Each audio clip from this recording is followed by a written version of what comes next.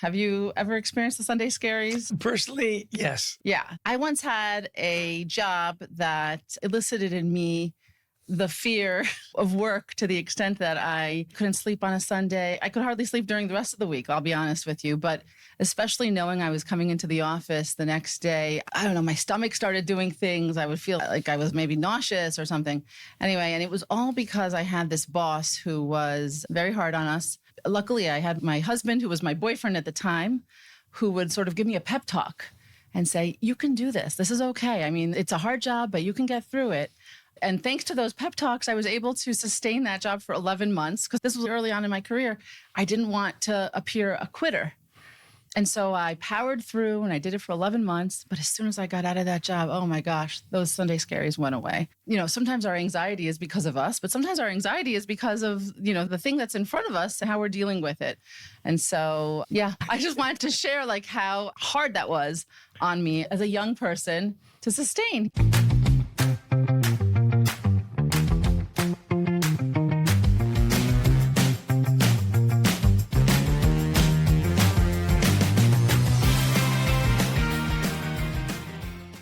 So, hi, everyone. Welcome to Workplace Weirdness, the non-HR HR podcast where we dive into the strangest office situations and most awkward workplace dramas. I'm your host, Maya Kadar-Kowalski, and I'm a former chief culture officer and head of people, and I've seen and heard it all. So truly no judgments. So let's get real and explore the cringy, confusing, and chaotic side of office life. Today, we're talking gratitude and recognition with best-selling author Chester Elton. Chester has spent 2 decades helping the world's most successful businesses build great workplace cultures. He is co-author of multiple New York Times bestsellers in the leadership category, including The Carrot Principle, Anxiety at Work, something we all have experience with, and most recently, The Gratitude Habit. And if you follow my LinkedIn, you know that I love a good gratitude journaling session. So I'm really happy to have you here today, Chester. And I want to tell you that I've been using the gratitude habit. It's been very, very helpful. I love it. Excellent. I'm delighted to be here. Thank you for the invitation. First of all, I want to hear about the orange, if that's okay. I get that a lot, It's the orange socks, it's the orange glasses, which really sell it, I think, I know what to buy you now as a gift. That's Absolutely. All. And I get orange gifts all the time, from birdhouses to socks to ties. My co-author, Adrian Gossick, and I, when we first started to write about workplace engagement and recognition in particular, we thought, well, what kind of symbol can we bring to that to make it memorable? I mean, our first 7 books all had the word carrot in it. Oh, and you'll see that okay. even our gratitude journal, there's the carrot strip and the carrot element. It's a happy color. It is a happy color. I agree. So maybe I should be working it into my personal branding as well as my kind of show branding. Got Live it. the brand. My story as far as the banana is that my company is called Green Banana Consulting. And the idea is that in order to be top banana, you got to be a green banana first. You have to ripen into the role. And then when it came to doing the workplace weirdness thing, the sort of designers were like, what inspires you? And I told them that story and they're like, oh. And then we thought that there was something comic about the sort of banana peel. So anyway, similar and interesting that we have sort of vegetables and fruits as our symbols, as our logos. So let's talk about gratitude. Why did you publish The Gratitude Habit? How is it different from other gratitude journals? Yeah, great question. So we wrote a book right before the pandemic called Leading with Gratitude, 8 Strategies on How to Create a Great Workplace. And I've kept gratitude journals for years. I'm a great journaler. I've probably got 50 journals. I started a journal when I was in high school and love that idea of taking time to reflect, to write it down. I know there's a lot of digital journals, which are wonderful. I like the tactile experience. And I just mentioned to Adrian, I said, it's crazy that we don't have our own journal. We're known as the apostles of appreciation. Mm-hmm. How do we not have a journal? And so what I did is I took the ideas of the various journals that I'd used, said, what were the ones that spoke to me the most? And so obviously starting the day and ending the day in gratitude is the methodology that all journals use. Right. But then I thought, well, what are your hopes for the day? What would be a simple mantra that you could give yourself? And my mantra is, be kind, be grateful, and be of service. So I thought, well, what would be your mantra for the day? And then at the end of the day, what are 3 things that you were grateful for? Also, what did you learn? Where's your curiosity? And then at the end, I love who are the people that you are grateful for today? Family, friends, maybe it's a client, maybe it's somebody you met at the coffee shop or you had a project with or were at church with. And then the idea of reflection, which we rarely take the time to do. I found that literally every great leader that we studied or interviewed, they had a reflection ritual, whether it was at the end of the day writing their journal or they'd ask themselves a series of questions. So that's why we wrote it basically because we thought it was stupid we didn't have one. But let me tell you a wonderful story about the evolution of this particular little book. Okay. So I sit on the board of a nonprofit called One Kind Act a Day. And they believe that one kind act a day can change the world. And so you take the pledge that you'll perform one kind act a day. Well, it started very simply with, children and families. And then they went to schools like elementary schools and secondary schools. Some universities have even signed up. This idea of there's so much contention in the world. Let's get back to kind. Well, then they expanded to municipalities, to interfaith groups, and to businesses. They brought me on the board so that I have lots of clients. Could you get your clients? And by the way, it's all free. I mean, Right. My mother had an expression, if it's free, it's me, right? Well, they got an unusual call, Maya. They said, we have just built this state-of-the-art penitentiary. Would you teach kindness to the inmates? And they thought, well, why not? I mean, it wasn't in the plan. Sure. So they developed a 6-week course, 1 hour a week. The inmates would come, they'd teach them basic kindness principles. Well, the second week of the course, they would give them the gratitude habit. They'd write in their journals. Well, even though we self-published it and we own everything, it was still expensive, even with your author's discount. Right. So we came up with this idea that the prison said, we have a printing press. We print manuals and stuff all the time. Could we just print it here? And we thought, well, if you're going to do that, then let's repurpose it to be the One Kind Act a Day gratitude journal. Love it. And we repurposed it and we put the pledge in there and so on and so on. Well, Maya, the stories that are coming out are so heartwarming. One of the inmates wrote us and said, I can't tell you how much I enjoy my gratitude ritual. I do it every morning. I do it every night. And wait for it, she said. And twice a day, I escape prison. Oh, isn't that lovely? Chills. Beautiful. Now, coming back to what you were saying before, sometimes within companies, the skills of showing kindness, showing gratitude are sort of poo-pooed and looked at as soft skills. But what do you say about that? Yeah, really insightful question. The idea here is you just slaughter people with data and case studies. Now, data is wonderful, it gives you credibility, and we've got a database of over 1 million engagement surveys and so on. Gallup has done some wonderful studies and so on. I find the stories are what people remember. And when you can get stories of gratitude that have dramatically impacted a business, a leader, I think people perk up. You might remember in the recession, 2008 to 2010, the automotive industry cratered. And one of those, obviously, was the Ford Motor Company. Their stock went to $1. Oh. So Bill Ford says, look, we got to turn things around. We need a leader. And so he went to the Boeing company. There was a leader there named Alan Mulally. And Alan Mulally is an extraordinary leader. And so he convinced Alan to come to Ford. Now, it was really interesting being an engineer from the Midwest. He shows up in Detroit. Now, I lived in Detroit and had many friends in the auto industry. This is slick back hair, French cuffs, $3,000 suit. Different style, yeah. Yeah, eat what you kill. Alan's, loafers, khakis, a sport coat. And he shows up and he starts hugging everybody. And these guys are like, Alan, this is not going to work. Now, there was a cute story I want to share with you. One of his leaders came up to him and said, Alan, look, I get it, but you're not a car guy. He says, I don't know if you know this, but in any car that we manufacture, there's over 40,000 parts.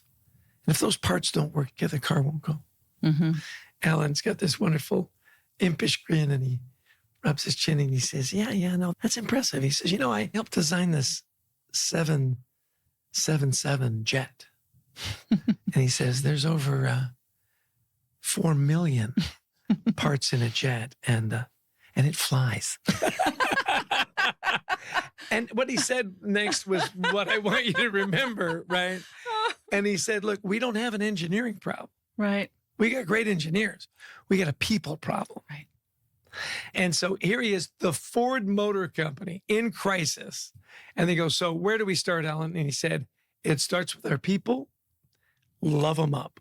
And they're like, yeah, right. He goes, love them up. He says, every day we're going to encourage our people. We're going to learn from our mistakes. Now, there's a wonderful book called American Icon. It's the story of the Ford Motor Company's resurgence. Mm-hmm. It's all about Alan Mulally. Mm-hmm. And he said, lest you think he is soft, Alan Mulally has a spine of titanium. This idea that when you express gratitude that somehow you're soft, that people will take advantage of you, is so false and 180 degrees. If you think about the leaders that impacted your life, I guarantee you they're over and above family, which I'm sure was, I mean, you were a family business. There's no getting away from getting around that. Mm-hmm. Is there was a teacher, there was a coach, there was a mentor. And were they soft on you? No. They pushed you. Mm-hmm. They saw something in you that maybe you didn't see in yourself. Mm-hmm. Did they encourage you? Absolutely. Absolutely. Mm-hmm. And those were the best leaders. I'm also a huge fan of the power of the pause. Yes. Take a deep breath. Ask yourself those 3 questions. Is it true? Is it necessary? Is it kind? You don't have to answer right away. We think, oh, we've got to have a response right away, right away, right away. Instead of listen, take a beat, measure what you say. Words matter. Be kind. Don't be soft. Be kind. It's incredible. I agree with everything that you're saying. There is a question that I ask every guest that I want to ask you. Sure. Do you have a weirdest workplace moment that you could share with us? I had a boss that it always just shocked me how he was able to turn whatever the conversation was to enhance him and put you down. I don't know if that's weird or just cruel. You know, he'd honed his craft. And it wasn't maybe until even later you'd step back and go, I can't believe I let him get away with that. You know, I had a situation. That's so interesting. Yeah, where Adrian and I had a training company inside a bigger company. Mm-hmm. And we would speak and we'd written these books and we had a fairly high profile. And he just decided he wanted to take us down a notch. And I remember being in a meeting and he said, well, you know, Chester's got a big ego. I mean, but that's a good thing. But I mean, there's no question he's got a big ego. I mean, you got to have a big ego to get on the stage and talk to 10,000 people. I'm looking at him and I go, I guess. Right. And then I walked away and I thought, oh, he positioned me and Adrian to everybody else in the company as people that only cared about themselves and their big egos. And I thought, wow, how weird. Right. And at the same time, how sinister was that? Yeah. He couched it as a compliment. Right. Yeah. That's an interesting one because it's really a little bit of a beware of kind of a wolf in sheep's clothing or something like that. I don't know exactly. Gifts. Yeah. Yeah, exactly. I'm so happy you shared it. I'll tell you why. I'm sure it happens to many people and they're not even aware until later and they don't know how to share it. And what would you say now to yourself? What would you do differently or how would you have either reacted differently in the moment or later on? And did you maybe confront him at any point? I'm just curious. Never did. I mean, he wasn't somebody that I reported to directly. Mm-hmm. You know, he was above. And I've often thought about it later. If I had been more present or aware, I might have said, you know, thank you. We'll call him Clark. Right. Sure. That actually was his name. And, and say, you know, Clark, I know you intend that to be a compliment. I just want you to know that what Adrian and I do is so that we can support the salespeople and build the brand. Right. It really isn't about us. Mm-hmm. And I know in some areas you might think that's a compliment. I really don't see that as a compliment. So, you know, in future, I'd appreciate it if you'd refer to us as a couple of guys that work really hard to build the brand and support our salespeople. Is that fair? Because I think it clearly was crafted. Right. He clearly thought about it. And if you can nip it right then if you can go. Right. Because now the meeting's over and people walk away and go, yeah, those guys have big egos. Right. And it's really hard to pull that back. Well, here, let me comfort you with the thought that probably most people who knew you in the room did not think that that was a true comment, right? But you don't know. But you don't know. It's true. Well, with that, I think we're going to go to our next segment. Before we get to our listener questions, let's stay up to date with the week in work. This is our take on recent trends in the workplace that are changing how we work or how we think about work life. This week, it's all about Meta versus ChatGPT and the competition for AI talent. Did you hear about how Meta is poaching ChatGPT staff? It's actually getting as competitive as the NBA draft. And they lured AI talent away with $100 million signing bonuses, or at least that's what they say. What do you think about this? Anything? There's been a lot of disruptors, right? From the automobile, right, to the airplane, to the internet, and on and on. And certainly AI is a huge disruptor. So yeah, those people that are ridiculously talented are going to go for big money. I think the idea is, what do we do with it? First of all, is $100 million, is that a way of recognizing people who have this talent? Is that, like, on some level, I think it's kind of cool because I want smart people to be applauded by our society and for making strides, within spaces that are not only being a celebrity, for being a great actor, for being a wonderful athlete. So on that level, that's pretty cool, to hear. But on the other level, I think that sort of studies show that, like, when you give somebody a bonus, for instance, the kind of halo effect that has is kind of short-lived.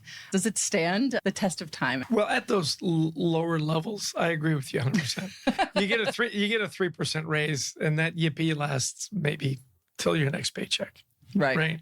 Somebody gives you a $50 gift card or whatever. That's temporary. Life-changing money. Yeah. I'll tell you where I love, there was a combination of both. And I don't know if you're a Swiftie. I don't know if I'm going to admit it here. But, yeah, there you go. No, I like we are recording, so be careful. So this idea that Taylor Swift, at the end of her Eras tour in the U.S., wrote a check to all the truck drivers. They have all these 18-wheelers. They've got massive sets and costumes and the whole bit. And she tipped them $100,000 wow. each. Now, she wanted to be there to give the checks to them. She had her father do it. Here's where the combination to me was just really on point. She accompanied each check with a handwritten note with little doodles. She knew the drivers' names. She knew a little bit about them and said, hey, Walter, for example, we can't have a show if we don't have our stuff. And you were always on time. You never got a speeding ticket. You never had a crash. I just want to say thank you. As you know, the tour has been phenomenally successful. Here's $100,000. If it had just showed up in the guy's paycheck and he'd go like, whoa, there's been a clerical error. Yeah. But instead it was right from the big star who absolutely did not have to do that. Wow. Now, I guarantee you they cashed the checks. What do you think they did with those thank you notes? Framed them, kept them. Absolutely. Yeah, you're absolutely right. Wow. Absolutely. It's making me rethink the way I've appreciated people in the past. Possibly not well enough. Maybe I didn't go that extra step to tell them why or how it touched me, or the sort of human connection piece is so important. So, wow, that's a great learning. It's very interesting to hear that take. At the end of the day, we'll see what ends up happening with the AI talent and all these different competitions, but we'll see if people stay. And I think that's the most important piece of it. So thank you, Chester, for your input on that. Appreciate it. You're welcome. Okay, let's go to a quick break. When we come back, we have a question from someone who loves the office turmoil, maybe a little too much. See you after the break.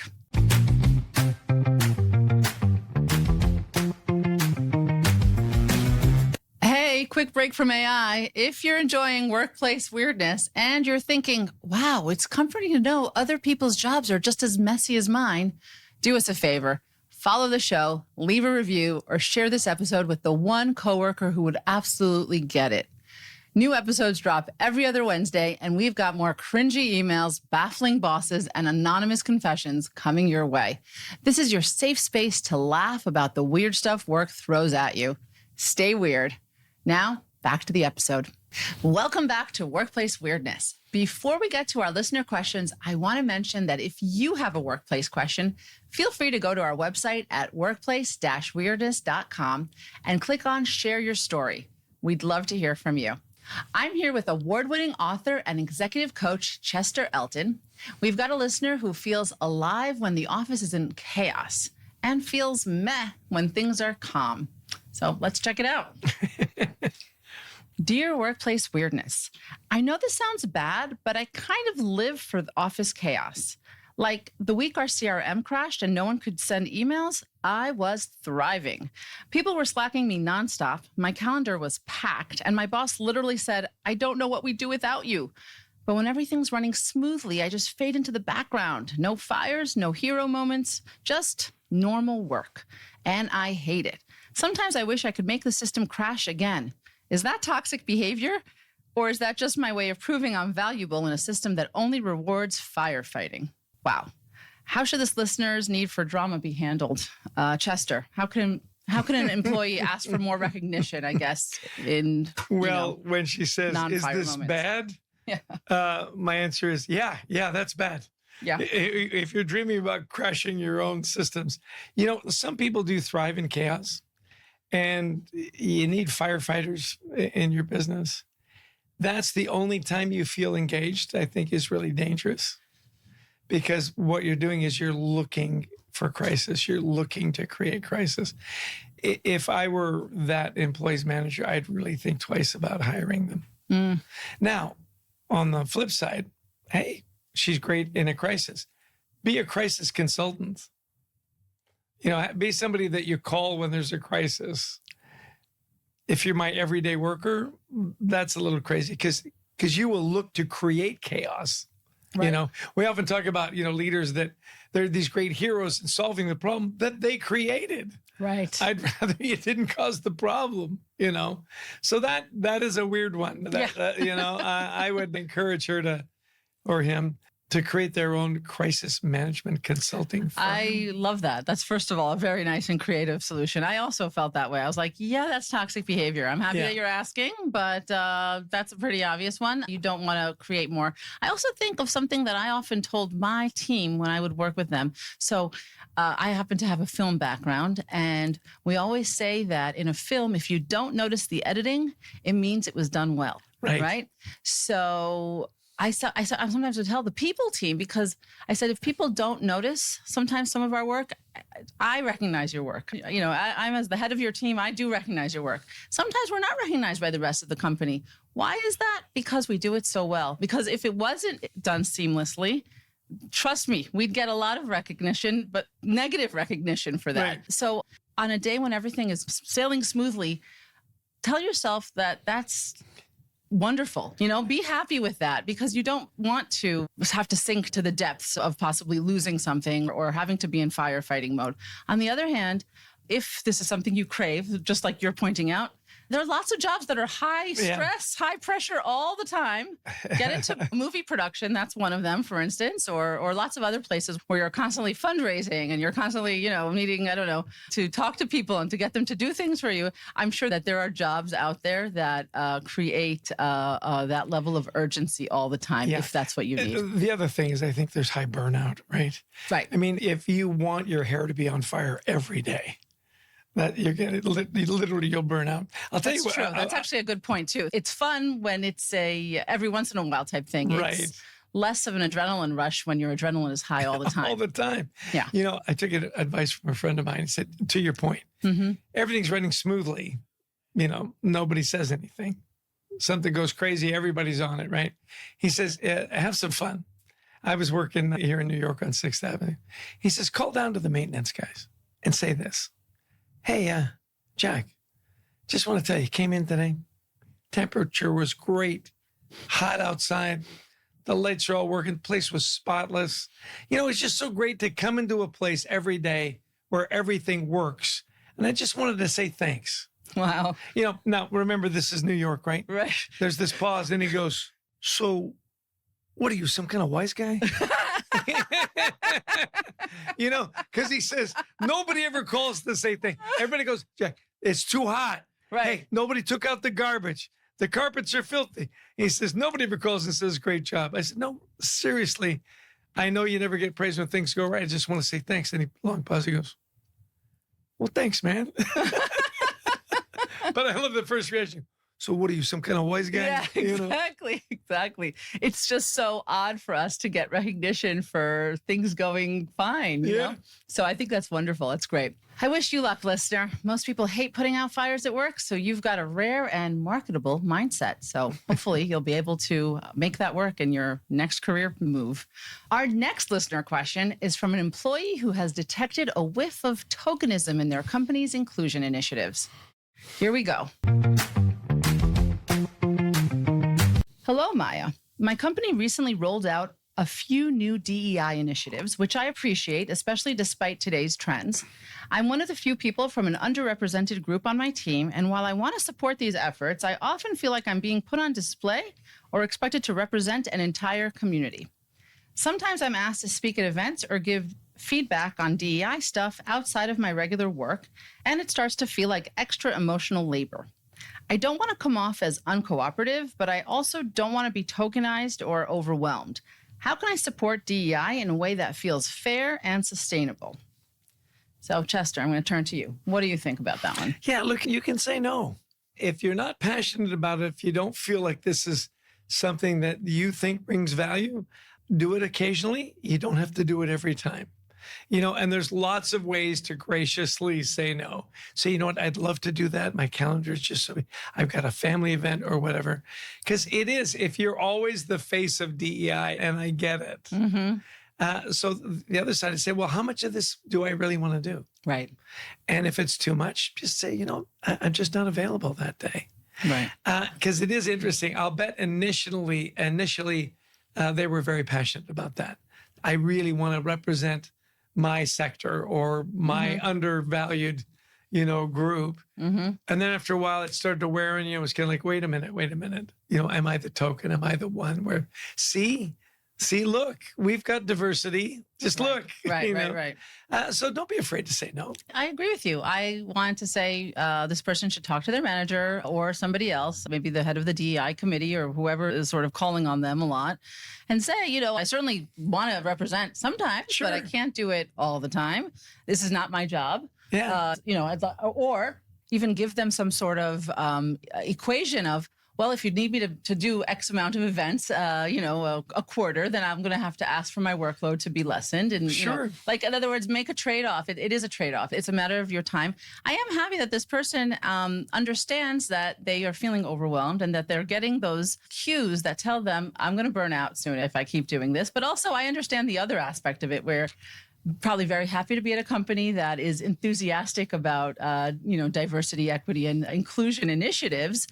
And yet they can't be the only one taking on the load of that. And I think by simply gracefully asking to sit out, the company will be forced to find other people. And there are other people. Lots of people want to do this stuff. It's just a matter of, it's not always, by the way, just about sort of people's, you know, there's so many different groups that are underrepresented, and you only know as a company now, and you could listener, you could advise this maybe to the management, you know, do a call for participants. There's neurodiversity, and there's, in other words, there's diversity can be sort of represented in many, many, many different ways, not just by external, I guess, diversity. Yeah.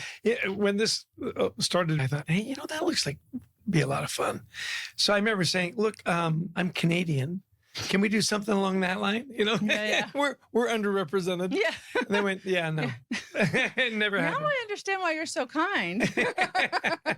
That's right. Canadians, right? That's a bit of a stereotype, for the better, of course. You know what? We don't call it a stereotype. We call it a brand. Oh. And we like that brand. It's a good brand. It's a good brand. I gotta say. By the way, if you say the word that if you literally said to your manager, I feel like I'm being tokenized, I, as a manager, my red flag would go up and I'd say, let's make sure that's not how you feel. And I'd certainly try to make sure that your workload was appropriate and that you weren't feeling overcommitted. So I really think it's just about speaking up and not feeling any guilt about this. I think there's nothing wrong with knowing your limits. You're still representing by doing your work every day. You're still moving things forward within diversity, equity, and inclusion. just by being you and just by being part of the company. So I think that that's the most important piece. Good luck having a talk with your management team. And now, has a senior team member ever asked you to hand over money? Every week, we cover one question addressing the kind of cringeworthy work event that'll give you a whole new meaning to the word PayPal. Let's have a look. Dear Workplace Weirdness, so I've recently gotten a bit closer with a coworker. Nothing wild, just some bonding at happy hours and casual chats outside of meetings. They're pretty senior on the team and definitely have some sway over my work. Out of nowhere, they asked if they could borrow $1,200, like real money, not just covering a drink or a cab. It totally caught me off guard. I don't want to damage the relationship or make things uncomfortable at work, but I also really don't want to lend them money. How do I say no without things getting weird? Well, it already got weird, so Yeah. I think it's fine. Let it get weird. But I want to, Chester, what do you think they should actually do? Yeah, listen, this to me is an easy one. You don't loan money to coworkers. You just don't. Yeah. You think it's weird now? Wait till they don't pay you back. Or wait till you have to say, hey, by the way, remember that $1,200? Yeah. So, you just say, hey, you know what? I would love to help you out. Just have this policy. I don't loan money to coworkers. I wish you well. Yeah, but we're friends too. And that's another reason. Right. And look, if it got out that we were loaning, it just wouldn't be a good look. So I really appreciate you as a friend feeling comfortable to ask me. So how about those Mets? Exactly. Change the topic. Change the subject. It's a very slippery slope, And a lot of times people do. They loan each other money. Look, for a cab, pick up the bar tab or whatever. Sure. No worries. $1,200. Yeah, I find it's possibly just the beginning of a pattern that might be set. If you do it once, you're sort of behaviorally setting up the idea that you would do that, and I think that can be very dangerous. And just say, look, it's a personal policy I have, and that's actually I'd love to break it for you. It would be awesome. I just can't. Yeah, exactly. And also the other thing is that if I were an HR person and somebody came to me with this issue, I would probably tell them that, first of all, it looks really bad that a senior person would be asking a junior person for sort of any kind of favors that are outside of the work space, but especially, anything monetary. I would also be concerned that maybe this is not a real friendship. Like maybe that this listener, I would actually kind of retrace my steps. I mean, if it gets to a place where someone's asking you for money, I don't know. I'm a little suspicious even of the intent of why they're getting close to you, why they are going out with you for happy hours and whatnot. So I would even take a pause and think about that. Not that this is anything bad and nothing to do with you personally. And again, this could be a gambling addiction for all we know. This could be a lot of other things. It starts with $1,200, but it doesn't necessarily end there. So I think that you're absolutely right, though, Chester, that and I loved the way you phrased it also. I like the idea of saying it's personal policy. Just that's a great way to sort of set the guideline and move on from there. And I don't think that you're going to hurt yourself. You're not going to jeopardize your career, right? There's not going to be any sort of backlash, I don't think, to that. So that's what we're all about. So let's just hope this listener hasn't already pressed send on their Venmo. That's our show today. I want to thank you, Chester. That happened too fast. I mean, it was too fast because I was enjoying myself so much. But anyway, that's our show today. I want to thank you for your award-winning insights, plus sharing all of your thoughts on anxiety, recognition, gratitude, engagement, all of that. Very, very helpful. Any last thoughts before you go? And can you also let us know where we can find you, please? Yeah, you can find me at chesterelton.com. Okay. You can find our books on Amazon, everywhere. I always like to end with a little gift, if it's okay. That's nice. I have a wonderful habit I've gotten into, a gratitude habit. Have you ever heard the story of the good luck gratitude stone? No. Okay. So these stones are really interesting. They're all different and they're all flawed because people are different and flawed. The stone represents your favorite top or one of yours, the ripple effect. A stone in the pond makes the water ripple, like simple acts of kindness, your wonderful show, and so on. And so you keep this stone with you to remind you there's always something to be grateful for. And over time, it's supposed to bring you good luck. The thing is, it has to be gifted to you. Oh. And I brought this one for you. This is your Yes. gratitude stone. Beautiful. And I'm gonna, for those looking on the camera, I just want to show how beautiful this is. Yeah. It's gorgeous. And so just to remind you that I'm grateful that we had this time together. And hopefully we can do some good work with this podcast we've had. Absolutely. I hope it ripples. I hope There you it does. go. I hope it has that ripple effect, and I will really cherish this. And I thank you for this. So Yeah, follow us on LinkedIn. We've got the gratitude journal. We're in a lot of places, but just in closing, if your default is kind, you've got a better life. There's no doubt about it. amazing. Well, I really thank you for that. And I think you've brightened my day. So with that, I'm going to say we'll be back soon with more workplace weirdness. If you've enjoyed our dive into the strange and funny side of office life, don't forget to subscribe. And if you've got some weirdness in the workplace, please go to our website at workplace-weirdness.com and click on Share Your Story. We might feature your question in an upcoming episode. This is Maya Kadar-Kowalski reminding you to embrace the quirks and make the most out of the office chaos. In the meantime, keep working, and whenever possible, stay weird. Today's show was produced by me, Maya Kadar-Kowalski, and Felicia Wang, and written by Dana Burnell-Lowe.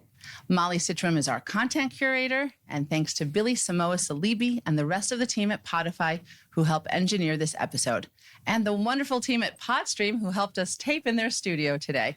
Thanks to Chester Elton for joining us on today's episode, and thanks to you for listening to Workplace Weirdness. Make sure you're subscribed to the show on Apple Podcasts, Spotify, or wherever you listen to podcasts. We'll be back next week for another breakdown of all things weird from a workplace near you.